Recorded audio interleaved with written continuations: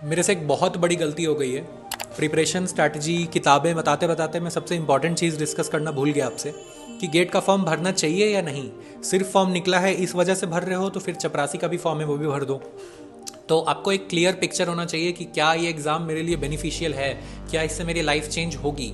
Gate से life change हो जाती है लेकिन कितना चेंज होती है वो आपके लाइफ पे भी डिपेंड करता है। तो जस्ट बिकॉज कि मेरा गेट का चैनल है तो मैं आपको नहीं बताना चाहता कि गेट लिख दो, आप किसी भी ब्रांच से एमटेक कर लो, आपकी 1 करोड़ की जॉब लग जाएगी, वैसा नहीं होता है। मेरी खुद की नहीं लगी है।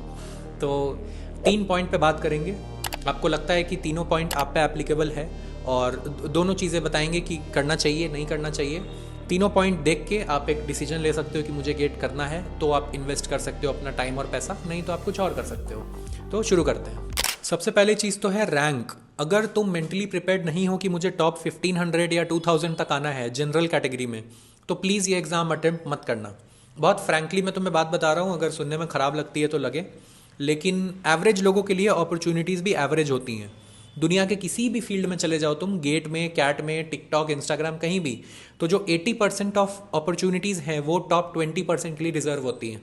बाकी लोग एवरेज कैटेगरी में कुछ कुछ करते रहते हैं। तो अगर आप ये एग्ज़ाम लिख रहे हो, मेंटली प्रिपेयर्ड रहो कि मुझे इतनी तैयारी करनी है कि मैं कम से कम टॉप 1500 में आ पाऊँ। अगर आप just for the sake of doing MTech कर रहे हो कि एमटेक की डिग्री मिल जाएगी, तो यकीन मानो उस डिग्री का कुछ नहीं होगा दुनिया में। तुम्हें अंदाज़ा भी नहीं है कि कितने लोग ऐसे एमटेक और ऐसे पीएचडी, ऐसी पोस्ट डॉक की डिग्री लेके घूम रहे हैं, कुछ नहीं कर पाओगे उस डिग्री से। तो अगर तुम्हारी इतनी मेंटल प्रिपेयर्डनेस नहीं है, प्लीज़ मत प्रिपेयर करो इस एग्ज़ाम के लिए, कुछ और कर लो। रैंक तो लेकिन बेटा पढ़ने से आती है, सोचने से नहीं आती है। रैंक लाने के लिए सबसे ज़रूरी चीज़ है एक अफोर्डेबल क्वालिटी कोचिंग। फिजिक्स वाला का भी एक निर्माण इवेंट हुआ था रांची में, और इस अवसर पे आपके लिए वो लेके आए हैं 71%, 71% of on all the PWEAC and GATE batches. Screen पे आप देख सकते हो पराक्रम, श्रेष्ठ, विजय बैचेस कितने डिस्काउंटेड प्राइसेस में अवेलेबल हैं, बोथ फॉर 2026 एंड 2027। इसके अलावा एक और बैच लॉन्च हुआ है जिसका नाम है मेधावी। मेधावी का मतलब होता है बहुत तेज़, मेरी और आपकी तरह। तो ये एक 2027 के लिए बैच है जिसके लिए 3 टेस्ट होंगे। इसमें ऐसा नहीं है कि कोई भी रजिस्टर कर सकता है, इसमें के लिए 3 टेस्ट होंगे इन डेट्स पे, और इसमें बस 100 बच्चे सेलेक्टेड होंगे। उन 100 बच्चों को मिलेगा इंडिविजुअल अटेंशन, फोकस्ड मेंटरशिप और बहुत सारे फीचर्स।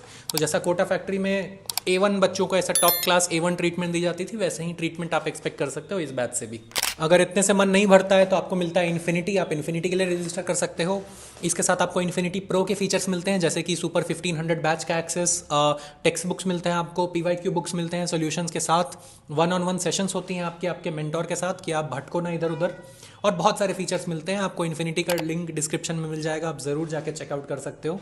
अगर आपको किसी भी बैच या किसी भी कोर्स में इंटरेस्ट है, प्लीज़ डिस्क्रिप्शन के लिंक के थ्रू जाके उसको चेकआउट करिए। GRW500 ये कोड आप यूज़ करोगे, आपको एडिशनल डिस्काउंट मिलेगा वहाँ पे।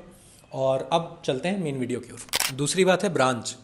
तो मेरा ये पर्सनल ओपिनियन है कि अगर आपकी ब्रांच बहुत घटिया है बीटेक में, मैं नाम नहीं लेना चाहता हूँ, या फिर आप लोग कमेंट करते हैं कि ऐसे बोलता है, लेकिन प्यारी प्यारी बातें करने से कोई फ़ायदा नहीं है। तो अगर आपकी ब्रांच फूड इंजीनियरिंग है, प्रिंटिंग इंजीनियरिंग है, पल्प इंजीनियरिंग है, तो मुझे नहीं लगता कि एमटेक करने से आपको बहुत ज़्यादा फ़ायदा होने वाला है। हाँ, अगर आपकी ब्रांच CSE है, ECE है, EE है, थोड़े हद तक कोर ब्रांचेस भी हैं, मैकेनिकल, सिविल, केमिकल भी है, तो ठीक है, इनकी भी डिसेंट प्लेसमेंट हो जाती है अच्छे कॉलेजेस में।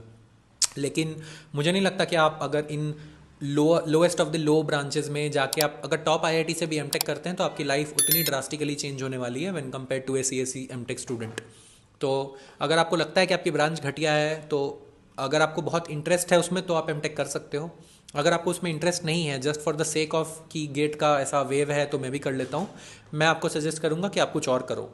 अगर आप अच्छे ब्रांचेस में हो तो फिर श्योर आप गेट कर सकते हैं, बहुत अच्छा ऑप्शन है व्हेन कंपेयर टू कैट।